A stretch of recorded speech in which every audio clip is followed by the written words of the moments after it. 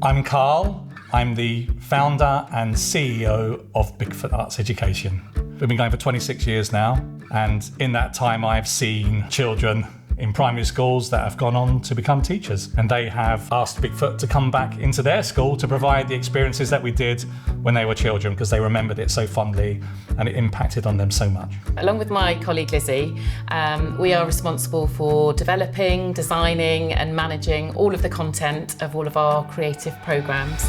And we work with all of our educators, rehearsing and training them, making sure that they are ready to deliver our programmes in schools. And that's really exciting, especially in our PSHE programmes, when we're having some really quite difficult conversations with young people and empowering them how they can have those conversations with each other and with people that they trust. I'm so proud of the work that we do in primary secondary schools. We know that teachers can take drama games and they can put them into the classroom, but we can take it to the very next level.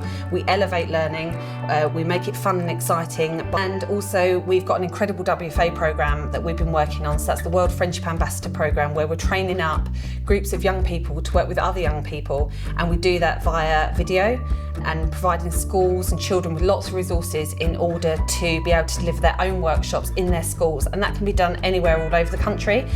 I think for a long time, adults have really shielded children from talking about racism openly. We as adults, we just can't hide things from children, especially in the era of social media where they have so many things at their fingertips.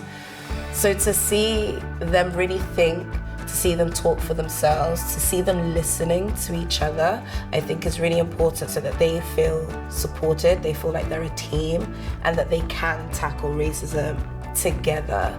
And Angela Davis's quote, where she says, in a racist society, it's no longer enough to be non-racist, we must be actively anti-racist. And I don't think children get enough opportunities to talk about what that actually means. If I go into a school, there are often children who will never get to go to a theatre that are in there, and they get to experience being part of either a theatrical experience or a workshop that's more practical.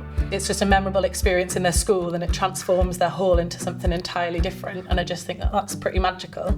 I talk a lot about this idea of a village, Ubuntu. Like, the village is stronger because we're stronger together. I love the fact that we're becoming a company who are starting to champion and very openly say, you are a village. We went to a school and we had an SEN class for this performance. And what we didn't know was that some of the kids that were on stage, they don't speak in class and they don't join in.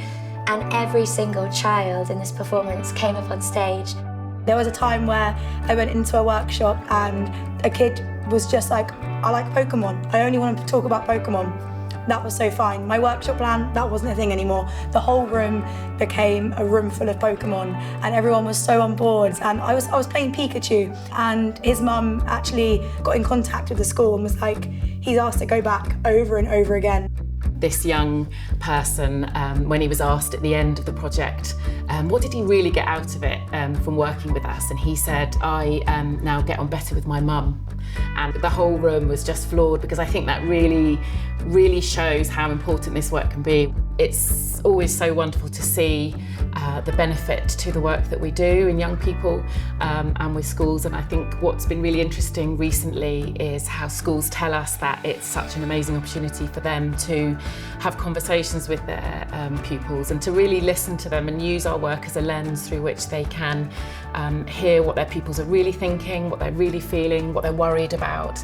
And that really gives schools the opportunity to then think about how they can extend their learning as a result of our visits.